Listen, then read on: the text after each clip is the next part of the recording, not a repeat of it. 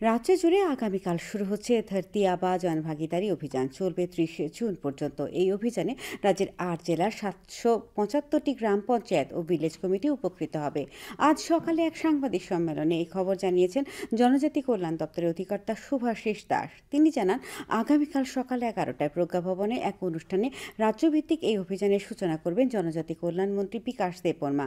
এই অভিযানের মূল লক্ষ্য সরকারের সব কর্মসূচি জনগণের মধ্যে পৌঁছে দেওয়া এবং আগামী 2রা অক্টোবর ধরতি আবা জনজাতীয় গ্রাম উৎকর্ষ অভিযানের প্রথম বার্ষিকী উদযাপনে আধার, আয়ুষ্মান ভারত, প্রধানমন্ত্রী জনধন, প্রধানমন্ত্রী কিষাণ সম্মান নিধি ইত্যাদি সমস্ত ব্যক্তিগত সুবিধা প্রকল্পে 100% সুবিধা নিশ্চিত করা বলে উল্লেখ করেন অধিকর্তা। জনজাতি কল্যাণ দপ্তরের কনফারেন্স হলে আয়োজিত সাংবাদিক সম্মেলনে দপ্তরের যুগ্ম অধিকর্তা স্নেহাশিস সেন এবং সিনিয়র রিসার্চ অফিসার সুকান্ত পাল উপস্থিত ছিলেন।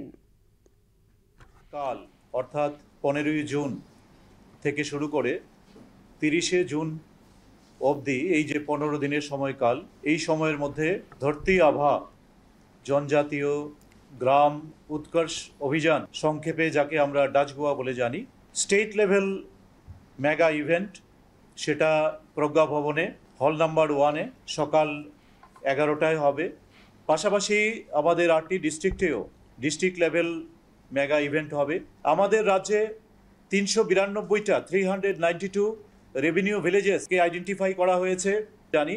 সেই মৌজার মধ্যে 775টা 775 টোটাল জিপি ভিসিকে আইডেন্টিফাই করা হয়েছে।